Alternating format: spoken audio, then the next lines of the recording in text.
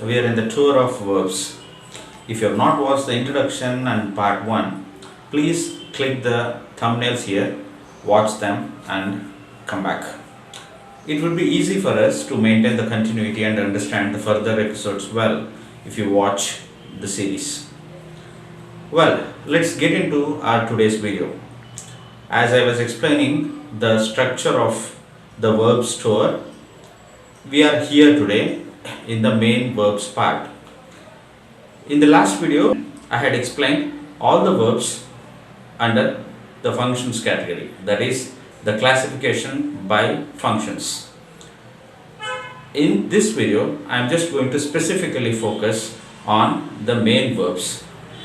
Let's begin.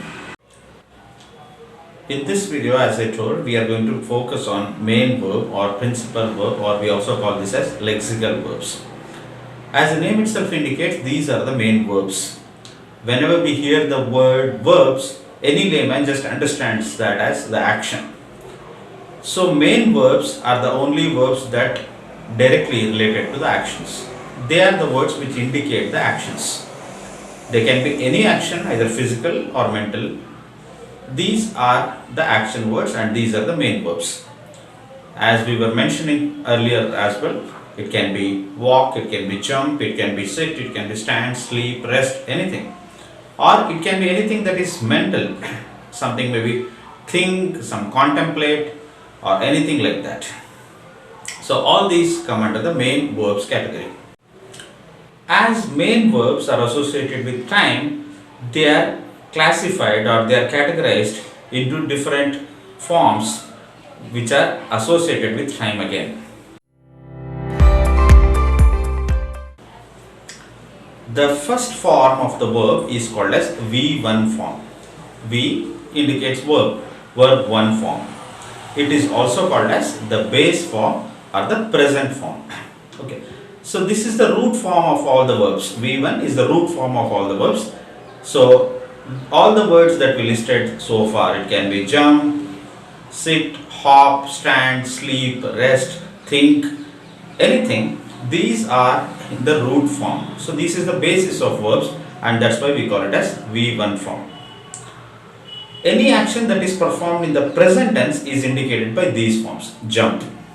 They jump, people sit, Egyptians think, Greeks build, anything it can be. So in all these words, we just used all the words in the first form because to indicate that the work is done present. Moving on to the next form called V2 form. After the present tense, the V2 form is the past tense form. Any action that is performed in the past, any action, any work that is not done now but that is already done is indicated in the past tense. V2 form is called as a past tense form. If it is jump, it is jumped. If it is drink, it is drank. If it is build, it is built. If it is hop, it is hopped. So past tense forms indicate the action is already performed. For example, I gave my pen. I might have given my pen last week. I wrote a letter. Wrote indicates V2 form, which means I have already completed the work of writing a letter. So V2 form is the past tense form of a verb. Moving on to the next form called V3 form. V3 form is called as past participle form. V2 form and V3 forms look almost same. Most of the verbs are same in V2 form and V3 form, that is past form and past participle form. For example, take a word jump. V2 word is jumped. V3 form is also jumped. I'll just use them in a sentence. He jumped from a building. He jumped from a building. It is in the V2 form, past tense. The jumping action is over. Now in the V3 form we say he has jumped from a building. We are using an extra word called as has, and that is followed by another word called as jumped. So jumped is the same word which was there in V2 and jumped is a form in the V3 also, but here we are using an extra word called as has. He has jumped. What is the difference between he jumped and he has jumped?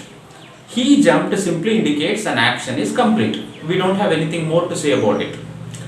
When we use it in the V3 form, he has jumped, it simply means that he has jumped but another action is going to follow it. He has jumped from the building, now he should be taken to a hospital. So he has jumped from the building, that is one action that is completed, but it is followed by another action. He should be taken to a hospital for treatment. So this is how V2 form is different from V3 form.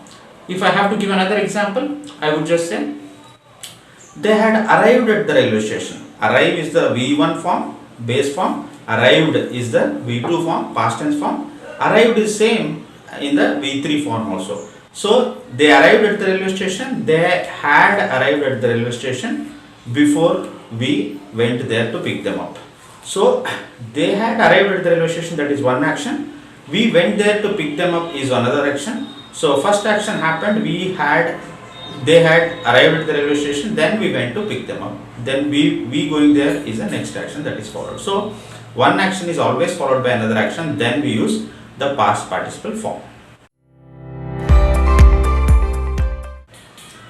Then moving on to the next form called as V4 form. V4 form is also called as present participle form. Well, in the present participle form, we use ing at the end of the V1 form. For example, if V1 form is jump, then we add ing to that and we make it as jumping. Almost for every word, we just add ing to the first form to make it as present participle form, that is the V4 form. Then, how is V4 form different from other forms? V4 form or the ing form, or what we say, or which we call it as present participle form, is used for actions that are incomplete, that are not completed yet, that are going on. Okay. So if I have to say I am making a video, then I am making a video.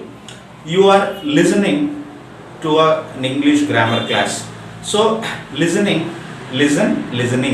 So anywhere where we have ing, that is called as present participle form. So the work of making video is not complete. The work of listening to this video is not complete. It is going on. To indicate an action that is going on, we use ing form. He is running towards the school. So his running work is still going on. He is running towards the school. So all these ing forms are used for actions that are complete.